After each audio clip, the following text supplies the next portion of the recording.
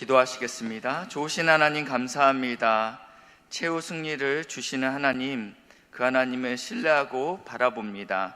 오후 예배 주의 말씀을 듣기 위해 나왔습니다. 하나님의 말씀이 들릴 때 성령 하나님께서 우리 마음 가운데 깨달아 알 수 있는 복된 은혜를 허락하여 주시옵소서.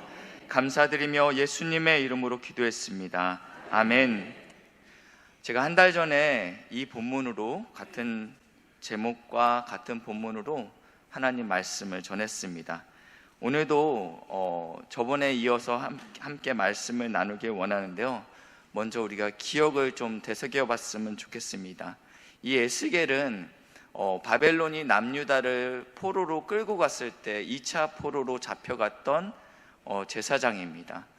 포로로 잡혀간 지 5년 차에 하늘의 음성이 들리고 하나님의 말씀이 임하여서 에스겔이 선지자로 활동하게 됩니다. 전반부 1장부터 32장까지는 이스라엘의 멸망과 심판에 대한 이야기를 다루고 있습니다. 여호와께서 이스라엘을 떠날 수밖에 없는 이유, 이스라엘이 죄악됨에 대해서 말씀하고 있습니다.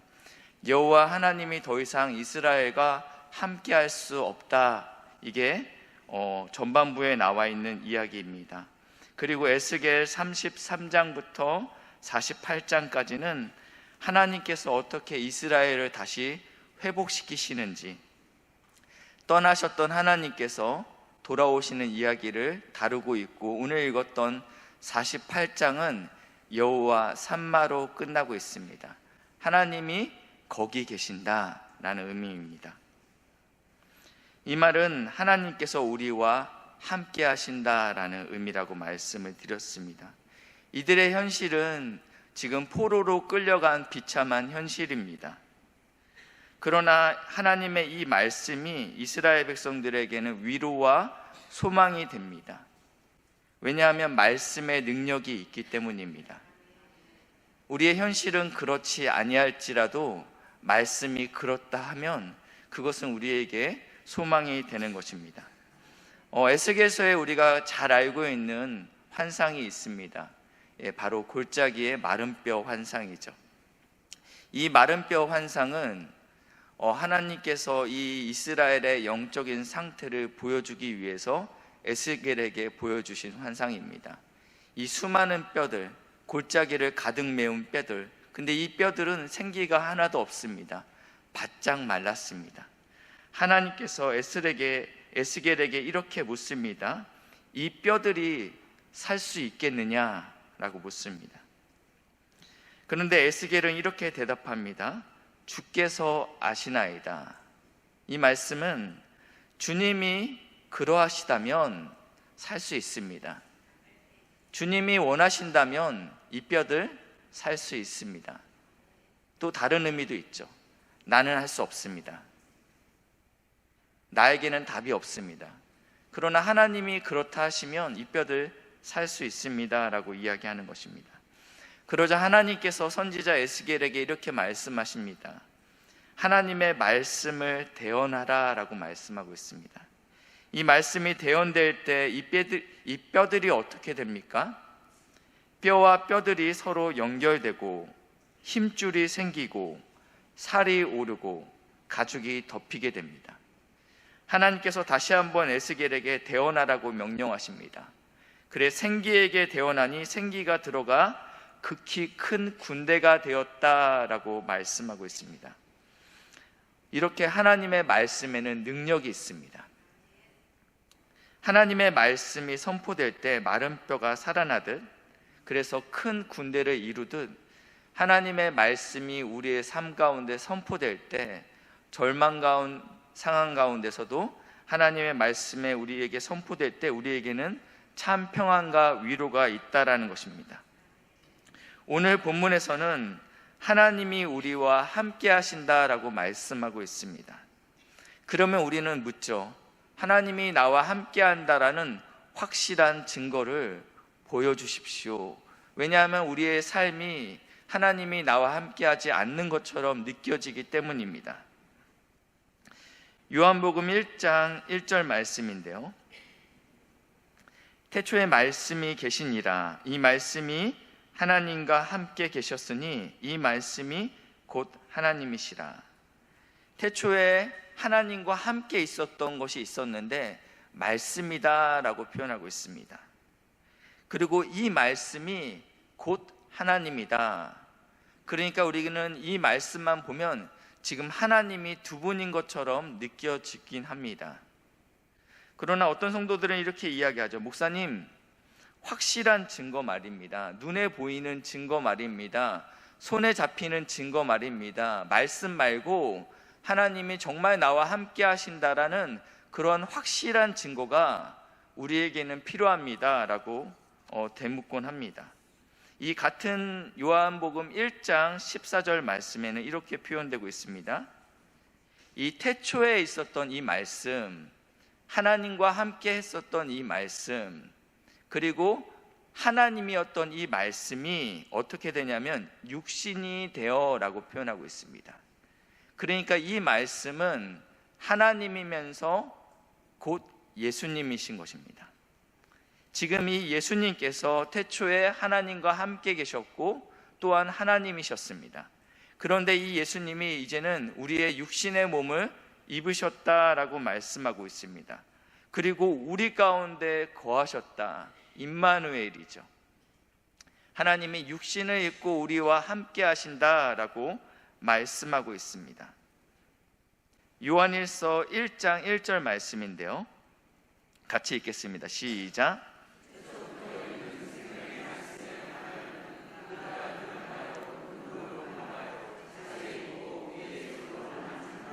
아멘. 태초부터 있는 말씀은 무엇입니까? 예수님이시죠. 그 예수님께서 육신을 입고 우리와 함께 하셨습니다. 그리고 제자들에게 보여졌고 들려졌고 또 제자들과 함께 식사하고 제자들과 함께 걸었습니다. 그렇기 때문에 들은 바요, 눈으로 본 바요, 손으로 만진 바다라고 이렇게 표현하고 있는 것입니다. 이렇게 예수님은 초대교회 성도들과 또 제자들과 함께 하였습니다. 그러나 우리는 이렇게 생각합니다.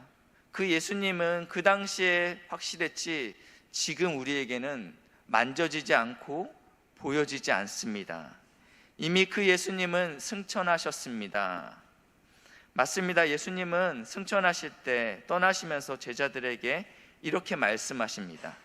내가 너희를 위하여 거처를 예비하러 가노라 이렇게 말씀하시면서 이제는 내가 너희와 함께 할 수 없다라고 말씀하시면서 요한복음 14장 16절인데요. 내가 아버지께 구하겠으니 나는 이제 떠난다. 내가 너희와 함께 할 수 없으니 그가 또 다른 보혜사, 성부 하나님께서 이번에는 다른 보혜사를 너희에게 주실 것이다. 여기서 말하는 이 보혜사는 옆에서 돕는 자라는 의미를 가지고 있습니다.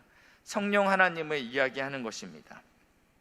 이 성령 하나님께서 이제 우리와 함께 영원토록 너희와 함께 있을 것이다 라고 분명히 말씀하고 있습니다. 바벨론에 포로된 백성들에게 하나님께서는 여호와 삼마, 하나님이 함께 하신다라고 말씀하고 있습니다. 그리고 신약에 있었던 초대교회 성도들에게는 임마누엘 대신 예수님이 오셨습니다. 그리고 오늘 우리에게는 내주하시는 성령께서 내 안에 우리 안에 거하신다. 그리고 떠나지 않으신다라고 말씀하고 있는 것입니다. 오늘 본문에 하나님이 우리와 함께 한다라고 말씀하고 있습니다. 그러나 어떠한 성도들은 신앙생활을 하고 있지만 하나님이 없는 것처럼, 하나님이 함께하지 않는 것처럼 살아내는 자들이 있습니다. 제가 오늘 소개하는 인물이 그렇습니다.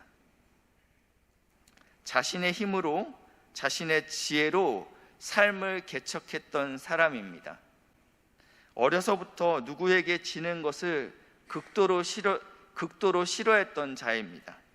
심지어 태어날 때조차 자기와 함께 태어나는 형제의 발목을 잡고 태어난 자입니다. 그래서 그 이름의 뜻이 이렇습니다.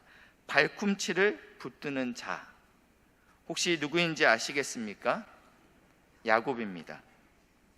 이 야곱은 성인이 돼서도 내가 왜 형이 아닌지에 대한 불만이 있었습니다. 내가 반드시 장자권을 뺏어와야 된다라는 마음을 먹었습니다. 그래서 형이 사냥을 다녀오는 그 시간에 맞춰서 가장 허기질 때 형이 가장 좋아하는 요리를 준비합니다. 그리고 이 에서는 팔아서는 안 될 이 장자의 명분을 팥죽 한 그릇에 넘기게 됩니다. 여기서 만족하지 않습니다. 이번에는 장자의 축복을 받기 위해서 눈이 어두운 아버지를 속이게 됩니다. 에서의 옷을 입고 털을 온몸에 붙입니다. 그래서 결국은 장자의 축복권을 가로채게 됩니다. 이 과정에는 하나님은 없습니다. 오직 자신이 원하는 것은 무슨 방법을 쓰더라도 취하는 자가 바로 야곱입니다. 문제는 사냥을 마치고 돌아온 에서가 이 사실을 알게 되었습니다. 그리고 내가 동생 야곱을 죽이겠다라고 이야기합니다.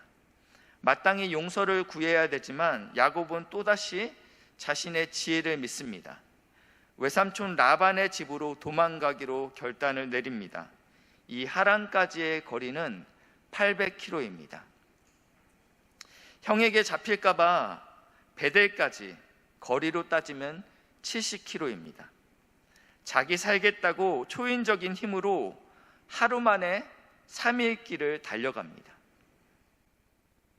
지금까지 자기의 깨와 자기의 수고로 달려온 결과가 허벌판의 베델입니다. 그리고 돌베개입니다. 돌베개를 베고 잠이 들었을 때 하나님께서 이 야곱의 꿈에 나타나서 이렇게 말씀하십니다. 창세기 28장 15절 말씀인데요. 같이 읽겠습니다. 시작.